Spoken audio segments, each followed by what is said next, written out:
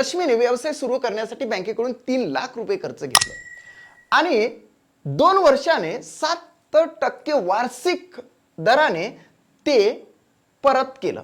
मग तिला व्याज किती पडलं त्या 3 लाखावर, म्हणजे सरळ व्याज या ठिकाणी विचारण्यात आलेलं आहे. आपण काय करणार की हे जे 3 लाख रुपये आहे ते लिहून घेणार, लिहिले.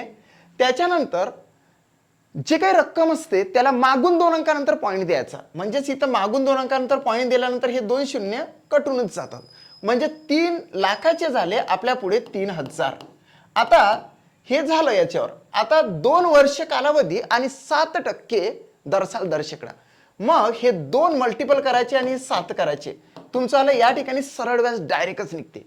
मग बघा 3000 गुणिले 2 म्हणजे 6000 झाले आणि गुणिले 7, 7 सकम 42 म्हणजे 42,000 रुपीज हे काय झालं तर सरळ व्याज झालेलं आहे. सरळ व्याज त्यांनी काय विचारलं आपल्याला तर फक्त साधे व्याज म्हणजे सरळ व्याज विचारलेलं आहे, सिंपल इंटरेस्ट विचारलेला आहे, म्हणून आपण आन्सर देणार आहोत 42,000 रुपये सरळ व्याज. जर त्यांनी आपल्याला रास विचारली असती, अर्थातच परतफेड जर विचारली असती, तर तुम्ही कमेंट करून मला सांगू शकता. याचं आन्सर जे आहे तर राईटच आहे मित्रांनो. जर का तुम्ही एमपीएससी स्मार्ट लर्निंग हे चॅनल सबस्क्राईब केलं नसेल तर चॅनल सबस्क्राईब करा.